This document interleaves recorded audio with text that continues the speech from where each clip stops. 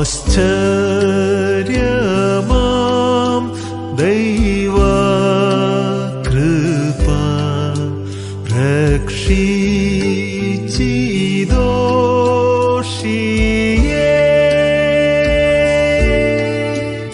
അന്ധനാമെന്നെ കണ്ടെത്തി കർത്തൻ കാഴ്ച നൽകി.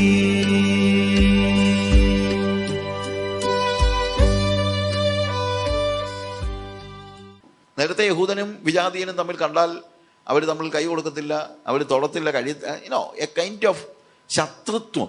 പക്ഷേ ക്രൂശിൽ എന്തില്ല? ഇപ്പോൾ ശത്രുത്വമില്ല. ക്രൂശിൽ മനുഷ്യനും ദൈവവും തമ്മിലുള്ള ശത്രുത്വം ഇല്ലാതാക്കി, മനുഷ്യനും തമ്മിലുള്ള ശത്രുത്വവും ഇല്ലാതെയാക്കി. കാരണം വരാൻ പോകുന്ന ദൈവത്തിൻ്റെ മനസ്സിലെ സ്വപ്നം എന്താണ്?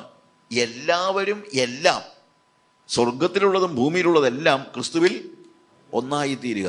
അതിനുവേണ്ടി ആ ശത്രുത്വം ഇപ്പോൾ തന്നെ ഇല്ലാതെയാക്കേണ്ടത് ആവശ്യമായിരുന്നു. 13-ാമത്തെ വാക്യത്തിൽ, മുമ്പേ ദൂരസ്ഥരായിരുന്ന നിങ്ങൾ ഇപ്പോൾ ക്രിസ്തുയേശുവിൽ ക്രിസ്തുവിൻ്റെ രക്തത്താൽ സമീപസ്ഥരായി തീർന്നു.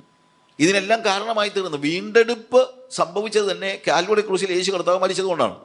ആ യേശുവിൻ്റെ മരണം നമ്മെ ദൈവത്തോട് അടുപ്പിക്കുമ്പോൾ, ഇപ്പോൾ ദൈവത്തിൻ്റെ കയ്യിൽ യഹൂദൻ്റെ കൈ മാത്രമല്ല കൊടുത്തിരിക്കുന്നത്, യഹൂദനുമുണ്ട്, ആ കൈ പിടിച്ച കൂട്ടത്തിൽ വിജാതീയനുമുണ്ട്, ഇന്ത്യക്കാരനുമുണ്ട്, ആഫ്രിക്കക്കാരനുമുണ്ട്, എല്ലാവരും ഉണ്ട്.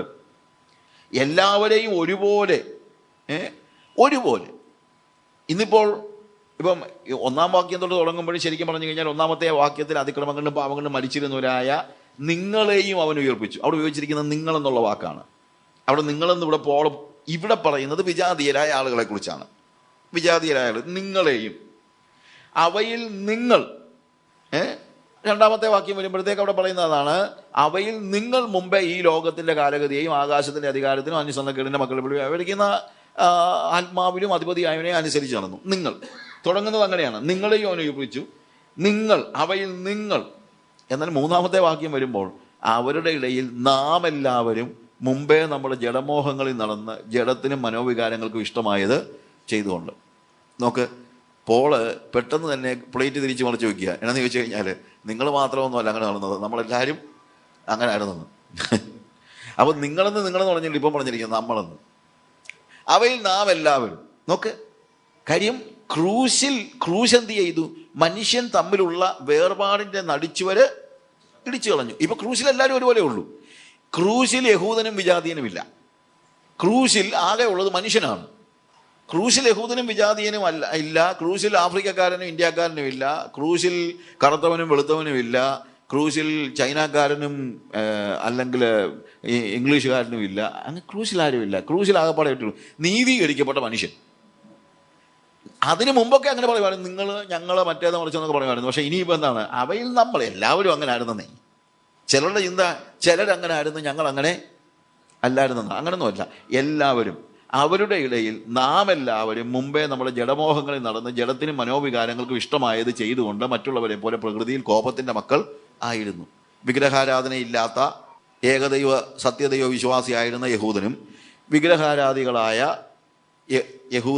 അല്ലെങ്കിൽ യഹൂദേതരരും അല്ലെങ്കിൽ യഹൂദന്മാരല്ലാത്ത വിജാതീയരും, ഇവർ തമ്മിലൊന്നും യാതൊരു ഡിഫറൻസും ക്രൂശിലില്ല.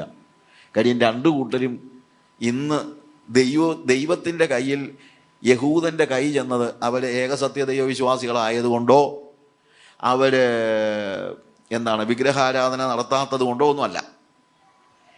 അത് അവരുടെ യാതൊരു പുണ്യപ്രവൃത്തികളും കൊണ്ടല്ല. യഹൂദൻ്റെ കൈ ആരുടെ കയ്യിൽ ചെന്നത്? ദൈവത്തിൻ്റെ കയ്യിൽ ചെന്നത്. എന്തുകൊണ്ടാണ്?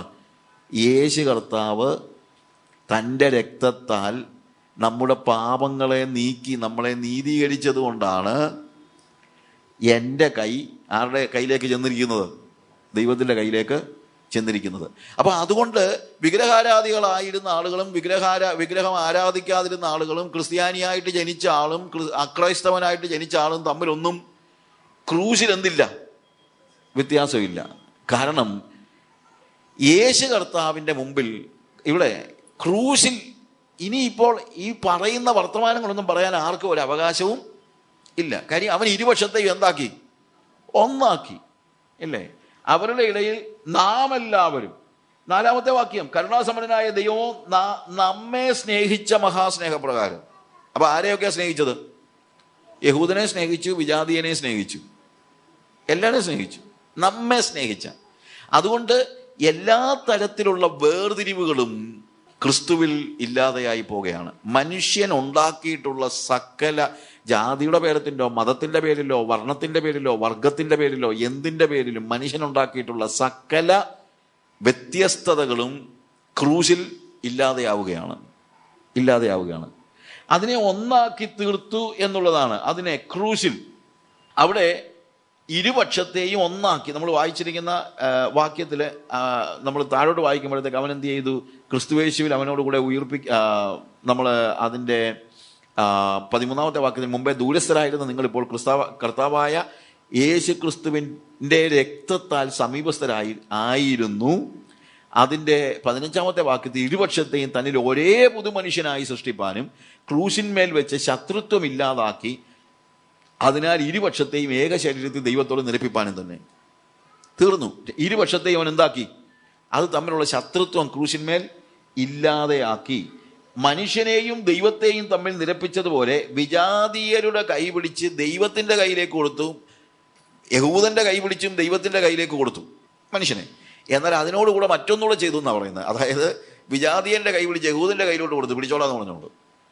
അതാണ് ഞാൻ പറഞ്ഞത്, മനുഷ്യനും ദൈവവും തമ്മിലുള്ള ആ യോജിപ്പ് ക്രൂശിൽ നടന്നു എന്ന് പറയുന്നത് പോലെ തന്നെ ക്രൂശിൽ മറ്റൊരു യോജിപ്പൂടെ നടന്നു, അല്ലെങ്കിൽ സംയോജനം കൂടെ നടന്നു. ആര് തമ്മിലാണ്? മനുഷ്യനും തമ്മിൽ. വ്യത്യസ്ത മതങ്ങളിലെ, വ്യത്യസ്ത വർഗങ്ങളിലെ, വ്യത്യസ്ത ചിന്താഗതികളിലെ, വ്യത്യസ്ത വിശ്വാസ പ്രമാണങ്ങളിൽ ഉണ്ടായിരുന്ന സകല ആളുകളെയും, വിശ്വാസ പ്രമാണങ്ങളിലുള്ള വ്യത്യാസം ഒന്നും ഇനി ഒരു വ്യത്യാസമില്ല. കാര്യം ക്രൂശിലൂടെ ഒരുത്തൻ എന്തായിത്തീരുകയാണ്? പുതുമനുഷ്യൻ. അല്ലാതെ വേറെ ഒന്നുമില്ല. അതുവരെ ഉണ്ടായിരുന്ന കളറൊക്കെ മാറി, അതുവരെ ഉണ്ടായിരുന്ന ചിന്തകളെല്ലാം മാറി, അതുവരെ ഉണ്ടായിരുന്ന മതത്തിന്റെ പരിവേഷങ്ങളെല്ലാം മാറി, അതുവരെ ഉണ്ടായിരുന്ന ജാതീയ അല്ലെങ്കിൽ വർഗത്തിന്റെ ചിന്തകൾ മാറി. അവൻ യഹൂദനാണോ, യവനനാണോ, യൂറോപ്യനാണോ, അമേരിക്കനാണോ, ആഫ്രിക്കനാണോ, ഇന്ത്യക്കാരനാണോ, ചൈനക്കാരനാണോ, ഇതെല്ലാം മാറി. ക്രൂശിൽ കൂടെ കയറി ഇറങ്ങുന്ന, അല്ലെങ്കിൽ ക്രൂശിന്റെ സ്പർശനം ഒരു വ്യക്തി എന്താക്കി തീർക്കുന്നു? പുതുമനുഷ്യനാക്കി തീർക്കുന്നു. ആ പുതുമനുഷ്യന് വ്യത്യസ്ത കളറൊന്നുമില്ല. പുതുമനുഷ്യൻ, അത് നമ്മൾ മനസ്സിലാക്കണം. ദൈവസഭയിൽ എല്ലാവരും, യഹൂദനെന്നില്ല, യവനനെന്നില്ല, എല്ലാവരും പുതുമനുഷ്യരാണ്. അത്രയേ ഉള്ളൂ. ഞാൻ ഒരു പുതിയ മനുഷ്യനായിരിക്കുകയാണ്. ഒരുവൻ ക്രിസ്തുവിലായാൽ അവൻ പുതിയ സൃഷ്ടിയാകുന്നു. പഴയത് കഴിഞ്ഞുപോയി. പിന്നെ പഴയ ഉടുപ്പെടുത്തലല്ല, പിന്നെ പഴയ കണ്ണുകളിലൂടെ നമ്മൾ കാര്യങ്ങളെ കാണരുത്, വ്യക്തികളെയും കാണരുത്. ആരുമില്ല, എല്ലാവരും ഒരുപോലെ. അതുകൊണ്ടാണ് പൗലോസ് പറയുന്നത് ഒരുത്തനുമില്ല, എല്ലാവരും പാപം ചെയ്ത് ദൈവ തേജസ് ഇല്ലാത്തവരായി തീർന്നു. ക്രൂശിൽ എന്ത് ചെയ്തു? ആ പാപത്തിന്റെ കെട്ടിനെ, അല്ലെങ്കിൽ പാപത്തിന്റെ ബന്ധനത്തെ കർത്താവ് അഴിച്ചു കളഞ്ഞിട്ട് എന്താണ്? അവനെ നീതീകരിച്ചു. നീതീകരിച്ചത് കൊണ്ടാണ് എന്ത് ചെയ്യാൻ പറ്റുന്നത്? നീതീകരിച്ചത് കൊണ്ടാണ് ദൈവത്തിന്റെ കയ്യിലേക്ക് ഇവന്റെ കയ്യെ പിടിച്ചു കൊടുക്കാൻ പറ്റുന്നത്. അല്ലാതെ ജാതി മാഹാത്മ്യം കൊണ്ടല്ല. യഹൂദന് ഒരു മാഹാത്മ്യവും ഇല്ല. യഹൂദന് ദൈവത്തിന്റെ സന്നിധിയിലേക്ക് പ്രവേശിക്കാൻ യഹൂദന് പ്രത്യേക മാഹാത്മ്യമൊന്നുമില്ല. ഇന്ത്യക്കാരന് പ്രത്യേകിച്ചില്ല, അമേരിക്കക്കാരന് പ്രത്യേകിച്ചില്ല, ആഫ്രിക്കക്കാരനെ മാറ്റി നിർത്താൻ പറ്റത്തില്ല, ചൈനക്കാരനെ മാറ്റി നിർത്താൻ പറ്റത്തില്ല. ലോകത്തിലെ ക്രൂശിലൂടെ ഒരാൾ കയറി ഇറങ്ങുമ്പോൾ അവൻ എന്തായിത്തീരുകയാണ്? അവനൊരു പുതിയ സൃഷ്ടിയായിത്തീരുകയാണ്. ഒരുവൻ ക്രിസ്തുവിലായാൽ അവൻ പുതിയ സൃഷ്ടിയാകുന്നു. താഴോട്ട് നമ്മൾ വായിക്കുമ്പോഴത്തേക്ക് ക്രൂശിൽ വെച്ച് ശത്രുത്വം ഇല്ലാതെയാക്കി അതിനാൽ ഇരുപക്ഷത്തെയും ഏക ശരീരത്തിൽ ദൈവത്തോട് നിരപ്പിപ്പാനും തന്നെ. ഏക ശരീരത്തിൽ. കാര്യം ഇവൻ ഏക ശരീരത്തിൽ എന്ന് പറയുമ്പോൾ എന്താണ്? It is through the body of Christ. അപ്പോൾ ഏതൊരു വ്യക്തിയും രക്ഷിക്കപ്പെട്ട് കഴിഞ്ഞാൽ എങ്ങോട്ടാണ് വരുന്നത്? ക്രിസ്തുവിന്റെ ശരീരമായ സഭയിലേക്കാണ് വരുന്നത്. ക്രിസ്തുവിന്റെ ശരീരമായ സഭയിലേക്ക് ഏത് വർഗത്തിൽപ്പെട്ടയുള്ള ആളും, ഏത് മതത്തിൽപ്പെട്ട ആളും, ഏത് ജാതിയിൽപ്പെട്ട ആളും കയറി വന്നു കഴിഞ്ഞാൽ അവൻ പിന്നെ ഏക ശരീരമാണ്. അവിടെ പിന്നെ വ്യത്യാസമൊന്നുമില്ല. ക്രിസ്തു തലയും നമ്മൾ ശരീരവുമാണ്. അതിനകത്ത് പിന്നെ യാതൊരു രീതിയിലുള്ള ഡിഫറൻസും ഉണ്ടാകുന്നില്ല.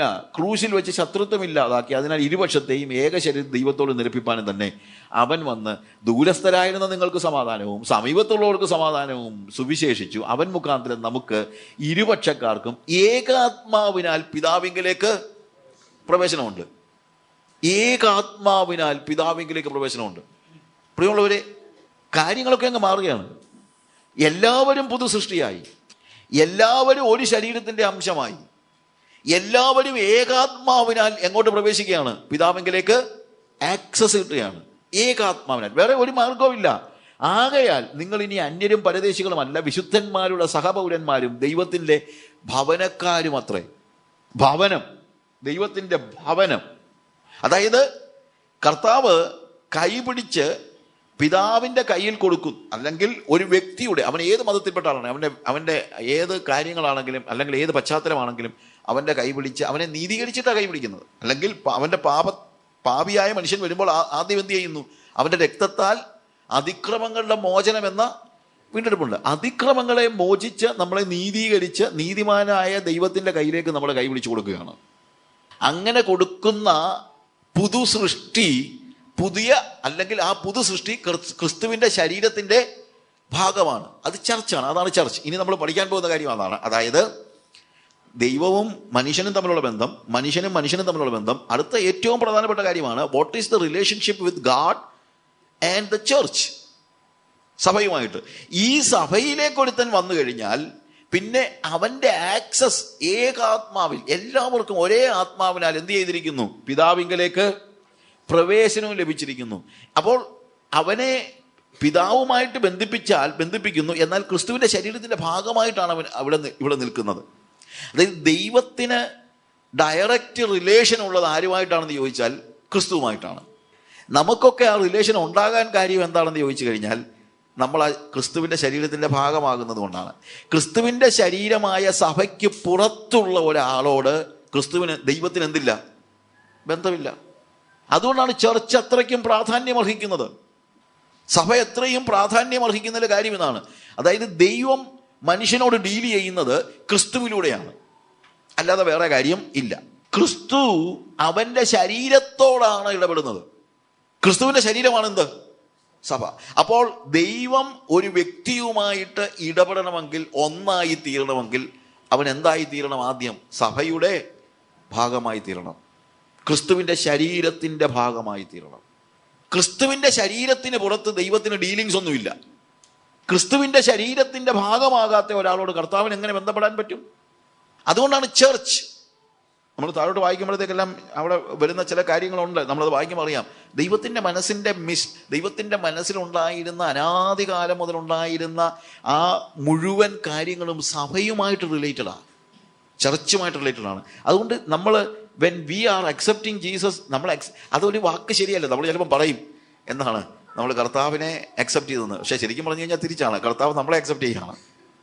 അല്ലാതെ നമുക്ക് പോയി കർത്താവിനെ അക്സെപ്റ്റ് ചെയ്യാനൊന്നും പറ്റത്തില്ല. ഞാൻ പറഞ്ഞതുപോലെ, ഇന്നലെ പറഞ്ഞതുപോലെ, ഞാൻ ഇൻഫോസിസ് ജോലി ചെയ്യാനങ്ങ് ഇൻഫോസിസുകാരെ ഞാനങ്ങ് അക്സെപ്റ്റ് ചെയ്യുന്ന പറയാൻ പറ്റില്ല. അവരെന്നെ കൂടെ അക്സെപ്റ്റ് ചെയ്യണ്ടായോ? അവരൊരു അപ്പോയിൻമെൻറ്റ് ലെറ്റർ തന്നു കഴിഞ്ഞാൽ പിന്നെ വേണമെങ്കിൽ നമുക്ക് അക്സെപ്റ്റ് ചെയ്യുകയോ നിരാകരിക്കുകയോ ചെയ്യാം. പക്ഷേ അപ്പോയിൻമെൻറ്റ് ലെറ്റർ കിട്ടാതെ നമുക്ക് ഞാൻ ഇൻഫോസിസ് ജോലി ചെയ്യാൻ തീരുമാനിച്ചു, നിന്നെ അവർ വിളിച്ചോ? ഇല്ല, വിളിച്ചില്ല, ഞാനങ്ങ് തീരുമാനിച്ചു എന്ന് പറയാൻ പറ്റും? പറ്റത്തില്ല. എന്ന് പറഞ്ഞതുപോലെ യേശു അല്ലെങ്കിൽ ക്രിസ്തു അക്സെപ്റ്റ് ചെയ്യുക, നമ്മൾ ക്രിസ്തുവിനെ അക്സെപ്റ്റ് ചെയ്യുകയല്ല. എന്താണ്? ക്രിസ്തു നമ്മളെ അക്സെപ്റ്റ് ചെയ്യുക. നമ്മൾ കർത്താവ് പറഞ്ഞിട്ടുണ്ടല്ലോ, കൃത്യമായിട്ട് പറഞ്ഞിട്ടുണ്ട്, നിങ്ങൾ എന്നെ തിരഞ്ഞെടുത്തൊന്നും അല്ല, ഞാൻ എന്ത് ചെയ്തതാണ്? നിങ്ങളെ തിരഞ്ഞെടുത്തതാണ്. അതുകൊണ്ടാണ് വി ആർ ഫൗണ്ട് എന്നാ പറയുന്നത്. ഇപ്പം അമേസിംഗ് ഗ്രേസിനകത്താണ് പാടുന്നത് എന്താണ്? Once I was lost, now I am found. I found എന്നല്ല, ഐ ആം ഫൗണ്ട് എന്നാണ് പറയുന്നത്. ഞാൻ കണ്ടെത്തിയെന്നല്ല, എന്നെ കണ്ടെത്തിയെന്നാണ് പറയുന്നത്. ക്രിസ്തു എന്നെ കണ്ടെത്തുകയാണ്. അങ്ങനെ ചർച്ചിലേക്ക് അവിടെ ഉപയോഗിച്ചിരിക്കുന്ന വാക്കാണ് ഭവനം എന്ന് ഉപയോഗിച്ചിരിക്കുന്നത്. യേശു ക്രിസ്തു തന്നെ 10ാമത്തെ വാക്യം, ആകയാൽ ഇനി നിങ്ങൾ അന്യന്മാരും പരദേശികളും അല്ല, വിശുദ്ധന്മാരുടെ സഹപൗരന്മാരും ദൈവത്തിൻ്റെ ഭവനക്കാരും അത്ര. ദൈവത്തിൻ്റെ ഭവനമാണ് ചർച്ച്. That is church. ക്രിസ്തു തന്നെ മൂലക്കല്ലായിരിക്കെ നിങ്ങളെ അപ്പോസ്തോലന്മാരും പ്രവാചകന്മാരും എന്ന അടിസ്ഥാനത്തിന്മേൽ പണിതിരിക്കുന്നു. അവനിൽ കെട്ടിടം മുഴുവൻ യുക്തമായി ചേർന്ന് കർത്താവിൻ വിശുദ്ധ മന്ദിരമായി വളരുന്നു. അപ്പം കല്ലുകൾ പലയിടത്തുനിന്ന് എടുത്തിരിക്കുന്നത്. കുറച്ച് കല്ലുകൾ അമേരിക്കയിൽ നിന്ന് എടുത്തു, കുറച്ച് കല്ല് യൂറോപ്പിൽ നിന്ന് എടുത്തു, കുറച്ച് കല്ല് ഇന്ത്യയിൽ നിന്ന് എടുത്തു, കുറച്ച് കല്ല് ആഫ്രിക്കയിൽ നിന്ന് എടുത്തു, കുറച്ച് കല്ല് ചൈനയിൽ നിന്ന് എടുത്തു. ഓക്കെ, ഇതെല്ലാം കൂടെ പണിത് എന്താണ്? വിജാതീയരെയും യഹൂദന്മാരെയും എല്ലായിടത്തുമുള്ള കല്ലുകൾ പെറുക്കിയെടുത്തിട്ട് ദൈവം എന്ത് ചെയ്യുകയാണ്? സഭ പണിയാണ്. അല്ലാതെ ഒരേ തരത്തിലുള്ള കുറച്ച് കല്ലുകൾ മാത്രമല്ല. അതാണ് ഇതിൻ്റെ വെറൈറ്റിയുടെ ഏറ്റവും വലിയ ഗുണമെന്ന് പറയുന്നത്. ഇവിടെ ക്രൂശിൽ വിജാതീയരുടെ കൈ പിടിച്ച് യഹൂദൻ്റെ കയ്യിൽ പിടിപ്പിച്ച്, ഞാൻ അതുകൊണ്ടാണ് പറഞ്ഞത്, വിജാതീയരുടെയും യഹൂദൻ്റെയും കൈ ആരുടെ കയ്യിൽ കൊടുത്തിട്ടുണ്ട്? ദൈവത്തിൻ്റെ കയ്യിൽ കൊടുത്തിട്ടുണ്ട്. പക്ഷേ അതിൻ്റെ കൂട്ടത്തിൽ വിജാതീയൻ്റെ കൈ പിടിച്ച് യഹൂദൻ്റെ കയ്യിലൂടെ കൊടുത്ത് പിടിച്ചോളാൻ പറഞ്ഞു. ബന്ധം അങ്ങോട്ടും കൂടെ വേണം. ദൈവത്തിൻ്റെ ഭവനത്തിൻ്റെ പണിയിലെ കല്ലുകൾ യഹൂദനും വിജാതീയരും എല്ലാമാണ്. അത് വിശുദ്ധ മന്ദിരമായി, 21-ാമത്തെ വാക്യം കണ്ടാണ്, വിശുദ്ധ മന്ദിരമായി വളരുന്നു.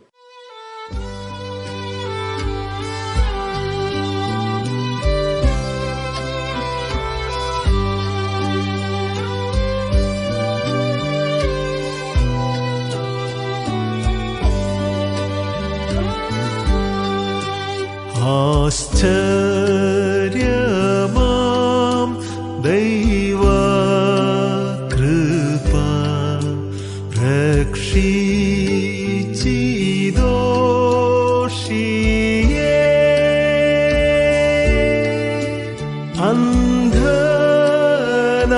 അന്ധനാമെന്നെ കണ്ടെത്തി കർത്തൻ കാഴ്ച നൽകി.